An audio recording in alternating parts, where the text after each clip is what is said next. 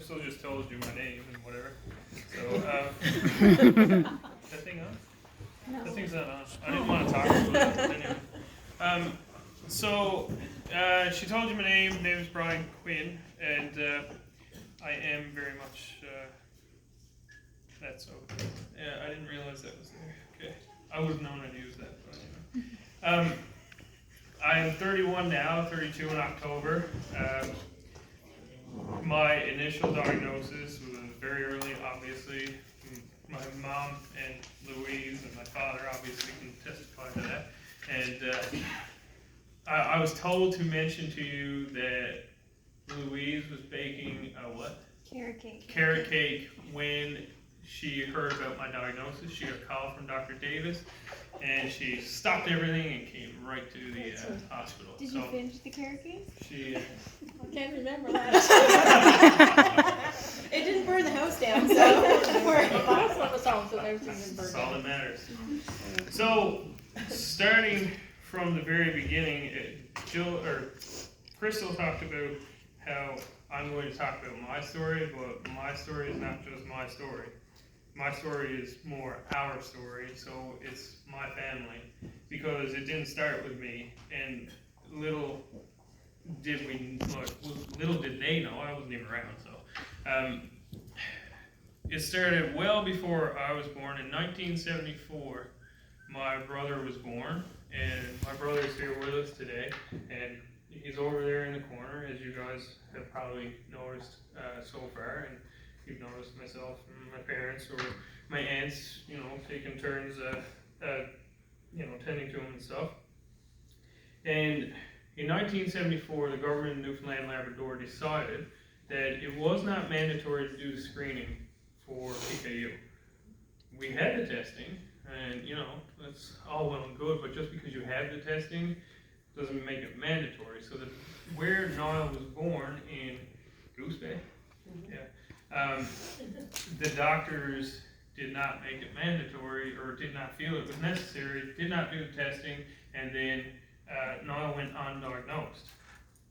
After a series of seeing many doctors and not figuring it out, wrong diagnoses, and all kinds of other problems, we got to the point where 1986 came and my brother was born, and there was nothing wrong. My other brother, I should say. So Michael was born, and when Mike was born and everything was okay, still we didn't figure out anything about Niall. And in 1987, I was born. The newborn screening little heel prick thingy that they do in the hospital, I don't know all the technical information about it. They do a little heel prick, send a test, screening's done, then they notify your doctor gets it, and then he notifies the dietitian who stopped her carrot cake, and then she comes to the hospital, and everybody gets in there, tells your parents the diagnosis, and at that point in time, 13 years later, 13? I think it's 13, they figured out that Niall had PKU. 13 years later is much too late. Put it to you that way. So now, what you see, sometimes it's even difficult to talk about, because figuring, ever since I had depression and stuff, I've been a lot more emotional than I used to be, so it's very strange. But Niall is completely mentally handicapped. He has no ability to speak, communicate, or anything like that.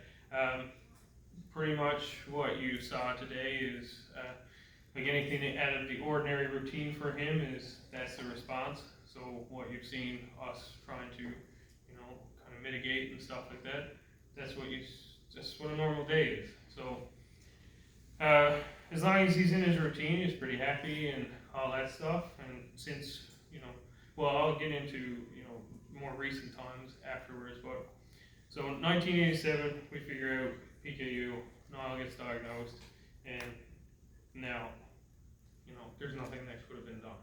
So there's no reversing it. The brain damage that was done, permanent.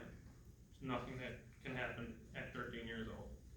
So that's just the the way it is. And as rough as a topic that is to hear, that's the beginning of our life with PKU.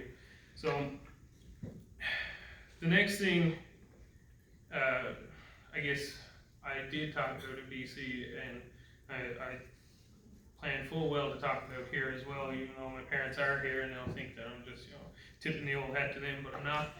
It was the problems, the trials and tribulations of our entire lives when we were growing up, because not only did they have to deal with Noel, but now they had a diagnosis for me with PKU, and that is no walk in the park, because I did not like my formula initially, couldn't stand it.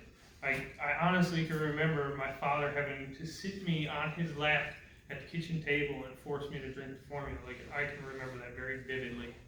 And that's just the way it was, but they made sure that, I got the formula into me and I was eating the way that I was supposed to. And this was a lot more difficult back in that age, because we didn't have all these vendors and Canberra foods and like different formulas. We had the formula that we were given, and somewhere along the way a couple other different ones came out, like this phenylate, orange cream, whatever. I don't know, I never took to any of those things anyway, but that's neither here nor there. My mother and father, and I did mention this before too, so again, I'm not just tipping the hat. They dealt with me, they dealt with Niall, they also dealt with my other brother, who ended up being diagnosed with epilepsy. And then on top of that, Niall also has epilepsy from the brain damage. So you're dealing with the epilepsy, my PKU, his PKU, my brother's epilepsy, and then my brother developing ADD and learning disabilities, my other brother. So to say that mom and dad had a difficult time at the beginning of life is probably an understatement. At the beginning of our lives, I should say, not their lives, but because I wasn't alive when they were, at the beginning of their lives. That would make sense, wouldn't it? I guess. But anyway.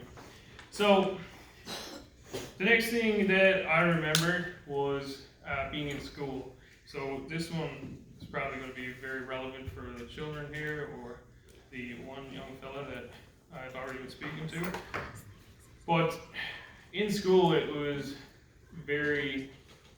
sometimes it was very difficult, because you see kids come to school with their little like Lunchables or whatever they have, them little trays with all kinds of like meats and the cheeses and stuff in them.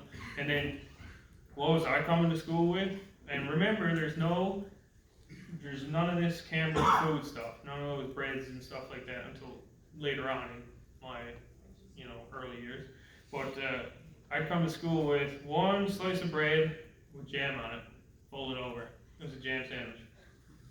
That was lunch. And some other stuff that was kind of low protein or like full of sugar or something like that, like Skittles. So there was a lot of times that there was bullying, and essentially what it boils down to is ignorance. There's no other way to put it. And I don't mean ignorance in the sense that, you think that people are just dumb or something like that. I mean ignorance as in the fact that people are uneducated. So the bullying went on. I always used to get that, especially like birthday parties and stuff like, birthday parties are crazy, because you go to a birthday party and all the kids would be having hot dogs or something. Like, say they were having hot dogs, what would you have? The bun. That's what you had, the bun with a bit of ketchup on it. So, I mean, that's the way it worked. And I'm talking about like a real actual bun, like none of this Canberra stuff, remember? There's just the real bun. So there was another side of being in school, because when I was young, Louise and Mom made visits to my school when I was in, I don't even know what grade, but I know I was in St. Columbus, so that was elementary school, so I don't know what grade it was. But they made a visit to the school, and they basically educated the kids that were there on PKU, and they told them about it, and they even had my formula there that day and let them try a little bit of it. Like the kids tried it, and the other kids in my class, and they were like, "Oh my God, this is disgusting." And then you have the big proud moment where you sit down and you drink the whole thing, and you're like, "Haha, I drank it." Well, it's true. Like it was funny as anything. You'd get right proud of yourself because you drank this whole thing, and everybody was like, "I'd never drink that." So anyway, that was one of the lighter sides. The other light side to being at school were the parents' understanding. Like, I got some really good friends of mine, like a couple of fellows who stood at my wedding that I've known since, I don't know, at least kindergarten, some longer than that. Their parents were always very understanding of what went on, like what PKU was, and you know, all that wonderful stuff. And it was great because mom knew that no matter what, or mom and dad knew that if they sent me to this person's house that they knew, and if they didn't know, they were going to call mom or dad and say like, "What am I going to do?" And then they'd get the answer. It's very simple, and that was a great part. Like, you don't realize it when you're that young, but at this point in time, and looking back on it, now you do know. And it's just something that I figured would be nice to share. I already told you about the birthday parties thing, trying to go to birthday parties, or pizza. Pizza, that's the other thing. When you were trying to eat pizza, you see all the kids going with all the like pepperoni cheese pizzas. What did you have to do? Haul off all the toppings and eat the pizza dough with the sauce on it.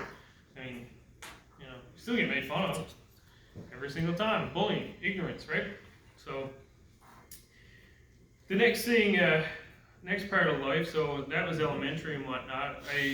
We transitioned into the adolescent stage, and I don't think that was a cakewalk for my mom and dad. I can't see that it was, but anyway. At that point in time, you begin to kind of stray a little bit. I did anyway, and I'm sure somebody else in the room probably started straying a little bit. I don't know, but you know, just guessing. Anyway, the big thing for me was cheese. So I already told people in my breakout that for some reason, I enjoyed Velveeta cheese like way too much. I have no idea where that came from, but my aunt tells me it's because of Dad. So Dad really likes Velveeta cheese apparently. So, but you start tasting things that you didn't want, like you didn't eat before because your parents had control. And that goes back to like when Dr. Turner was talking about, you know, how parents have control, and then eventually you have to kind of loosen the reins a little bit, and then step back a little bit more, and then you know we're going to make the mistakes when we get to that point. Now I didn't stray like horribly. I still had pretty good levels, and everything was still, you know, fairly decent. But then I turned 17. So we made through that adolescent stage, and it was all well and good. I didn't stray too bad, you know, a little bit of cheese here and there, gum that I probably shouldn't have been chewing every so often. They probably don't even know about that. But then I turned 17, and I moved to the big land, which was Nova Scotia. Ooh, huge, right? So when I went to Nova Scotia, I went to university. So I went to university at Université Sainte-Anne in Church Point. There we go.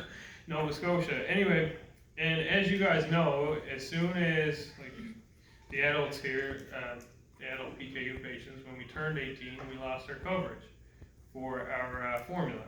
So I went to St. Anne as a 17-year-old, turned 18 while I was there, lost my coverage.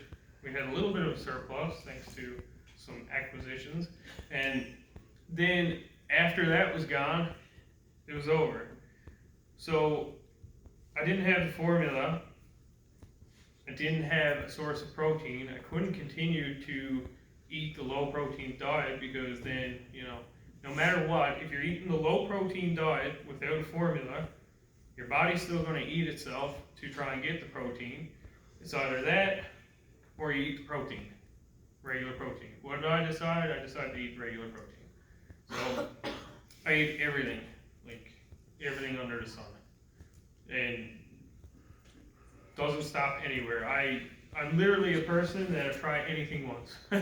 So if I didn't like it, then I didn't eat it again. But like steak, ribs, chicken wings, eggs, and my mom's having a heart attack as I'm saying this. Like cheese. Oh my God! I finally oh, what an indulging in cheese. Anyway, and you know, as funny as all that is, things just went very dark at that point. Little did I know. And like I got wrote here to describe to you the fight, and it literally was the fight, because as soon as I got there in university and started going off and eating whatever I wanted, whenever I wanted, and whatever, I started to have a lot of problems in my head. And I didn't contribute them to PKU. Not for a second. I didn't even think about it. I just said, well, you know, it is what it is. I just thought it was the stresses of university. I had a buddy die in a car accident, right, you know, a year before or whatever. I had a few stresses going on, and then I ended up seeing a doctor, got diagnosed with clinical depression, and, you know, that was all well and good. Started getting treated for that. Ended up having to see a psychiatrist, and, you know, that went on for years and years and years. Somewhere in between there, I started a Kuvan trial, and which Louise and my mother are very familiar with when I did it. And we absolutely, actually Dr. Turner was involved with that too. I remember that now. And I didn't respond, so there was no, you know, a lifeline didn't get thrown to me with Kuvan. So after that, I continued to fight through university with depression and anxiety.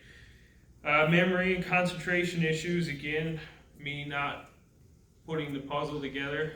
I had serious problems with, you know, fitting all the pieces together and figuring out that all these things were linked to my PKU. So when I first went up there to university, I failed my first semester. Totally bombed it. They say it was a misplacement for when I wrote the French aptitude test, and because when I went to university, the sole goal was to become bilingual, and I failed that first semester. And I remember my teacher, my prof, she cried. She was bawling because I was failing. I was like, oh my God. I was like, this wasn't you. Anyway, she was very upset. But yeah, that's when the failing started. So I haven't failed anything in my life up to this point. So started failing in university, and then I just not enjoying any part of my life. I just felt like I was constantly down, constantly depressed, a constant anxiousness. And then, for some strange odd reason, I wanted to be a police officer my entire life. I applied to the RCMP. So I applied to the RCMP, and I did the physical, and I continued on in the process, and eventually, I'm guessing because of depression and anxiety issues, they gave me the boot. So again, there you go, more failing, right? So I failed to get into the RCMP, and it is what it is. So I moved up to Dartmouth, is where I moved to, Dartmouth, Nova Scotia, and I began working for a private security company, and it was a good job. It required a lot of mental and emotional stability because we had a lot of dealings with less than desirable people, let's put it that way. And we dealt with the police a lot as well, so we were very interactive with the police, with the company that I was with. And that kind of thing, I still didn't have the emotional and mental stability that I needed in order to succeed at something like that, let alone to become a police officer. So then after that, or some time in between that working period, I applied to the OPP. And again, I wrote the OPP written exam and I failed. Again, failing again. So the OPP, for those of you who are not familiar, it's the Ontario Provincial Police, and really good police force. I mean, stellar reputation, but I failed. Again, so that's what, the fourth instance of me failing. So, you know, it's adding up as we go along. So as I was up in Nova Scotia, I decided to move over to their healthcare program. And when I moved over to their healthcare program, the clinic up there started seeing me. They covered their formula after the age of 18, right? So I've been off my treatment for 4 years at that point. And then they tried to transition me back on. And once again, it was a failure. Not on their part, it was mine. Like, it was all me. So it was all in my head. I wasn't dedicated to it. I didn't think that there was a problem. And once again, failure just keeps adding up. So after that, at that point, yeah, you couldn't blame the Newfoundland Labrador government. Because I was in Nova Scotia, I had their plan, I had everything covered, I had extra foods covered, and I still didn't succeed. So, I mean, there's a lot of reasons that I can say, there's a lot of excuses I can make, but in the end, it's all me, it's on me, and it's just, it is what it is. And I know my mother didn't want to see me fail at that, but it is what it is. So after that, in 2011, I returned to Newfoundland for the sole purpose of applying to the RNC. So I came back here, I applied to the RNC right away, and at that point in time, the RNC still had prerequisite courses that you had to complete with MUN.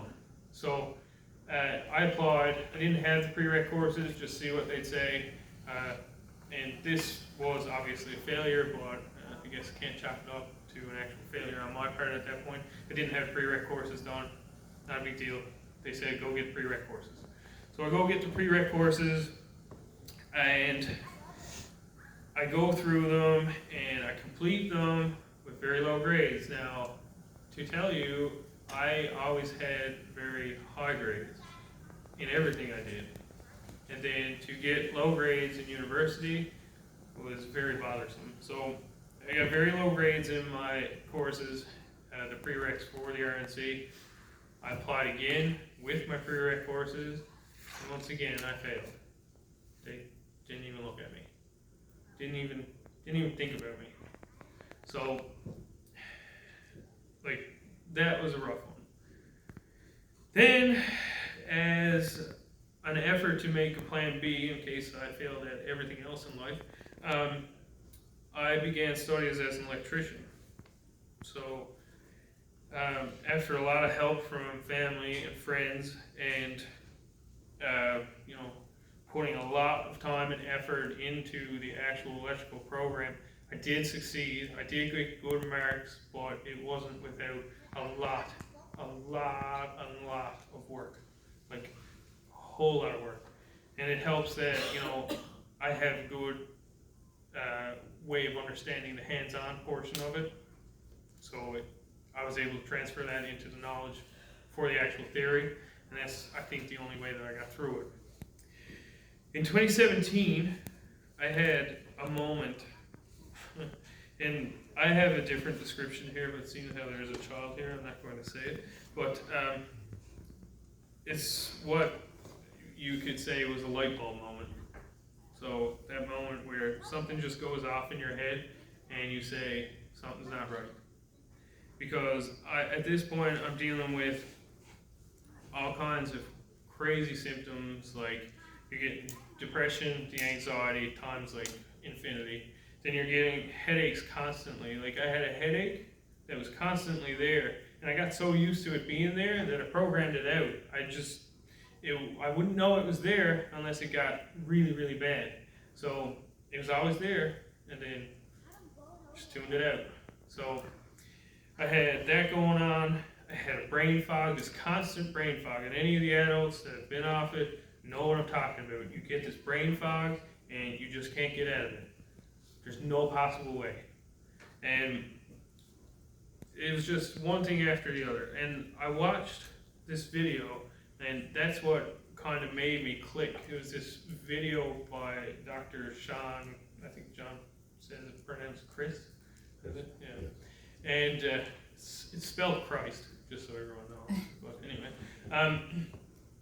And he talked about everything, and I was watching the video, and I was saying, he was naming all these things, and it's like, oh, I have that problem. Oh, I have that problem. Oh, I got that problem. It's like, I wonder what it's doing to the rest of my head. So, and then that's when the light bulb moment came. So then, after the light bulb moment, I said, something got to change. I got to get back on my treatment somehow, one way or another. Start talking to all the individuals here, the adults, and saying, you know, if we were to get the coverage back, are you going to go back on it? And, you know, it's not worth my while if it's just going to be me, or I don't know. Like, I just kept talking to all kinds of people, and the people that are here in the room, the adults that I did talk to, they were totally on board with what I was doing, and that was good. I had support. So I wrote a letter to the Minister of Health, which was Dr. John Hagee. And then, so, yeah, there's another little guy out there. Yeah, that's mine. So, I wrote a letter to the Minister of Health, and they responded back and arranged a meeting.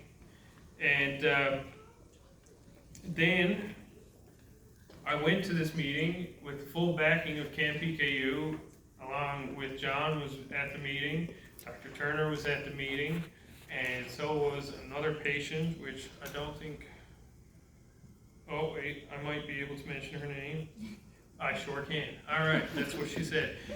Christine Gale, I don't know if any of you know her, but she literally just messaged me and said that I can say her name.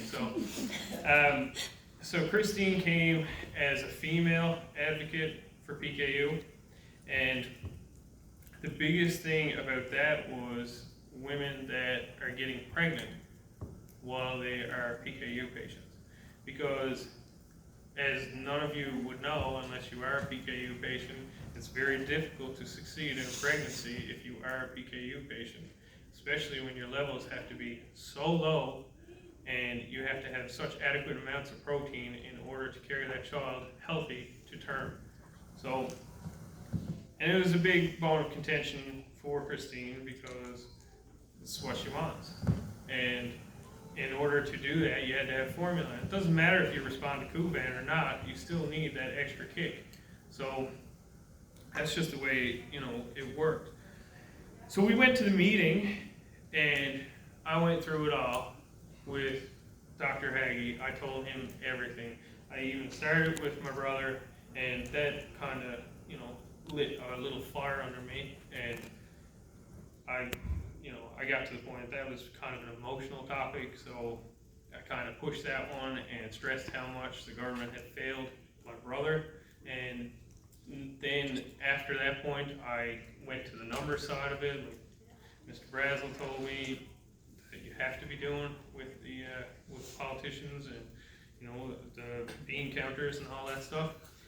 And then John spoke about a few things, and Dr. Turner really went to the medical side of it because you are talking to a doctor, the minister is a doctor, so Dr. Turner gave the medical side of it, and he understands that side of it.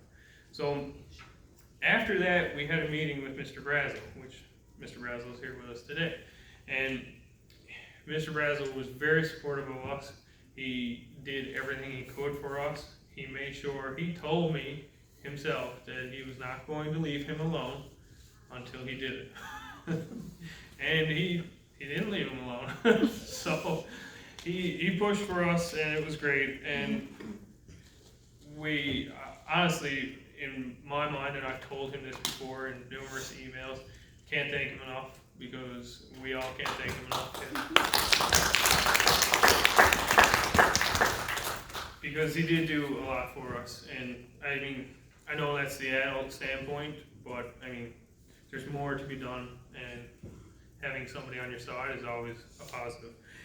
In any case, in 2018, I don't know why that does that, but anyway, coverage for PKU was, the adult PKU patients for one formula was announced. And albeit that's a small victory, it's still a victory, and we'll take it.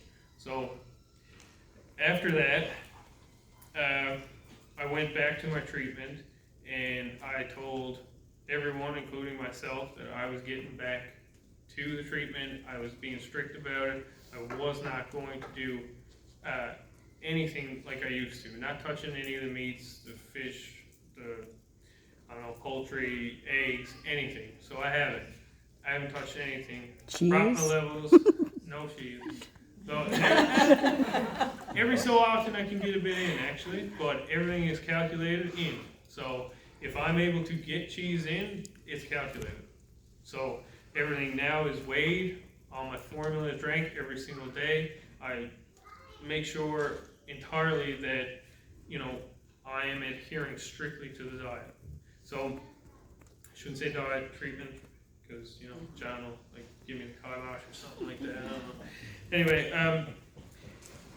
after that, and I came back on, and I got my levels down to about 400, and this is the part that I want him to listen to, Jacob, is when I brought those levels down, the depression went away, the anxiety went away, I came off all the medications for all that stuff, the brain fog went away, that's all gone.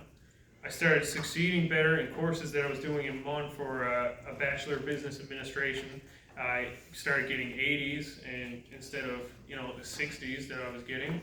And then after that, I began advocating for all of us, not just the adults, because kids are important too, but not just PKU, because there are more than just, you know, PKU patients that need to be seen. So we have a wide variety of other allied disorders that need to be helped, and I just found that we couldn't just stop at PKU. So I've been constantly talking to Jill or John or many other people about patients for like tyrosinemia or other random disorders that are more rare than ours, and we've had some success, I would say. We've gotten some formulas covered and stuff like that, so that's good, but it's still, you know, ongoing. So to tell you that it stopped there would be wrong, because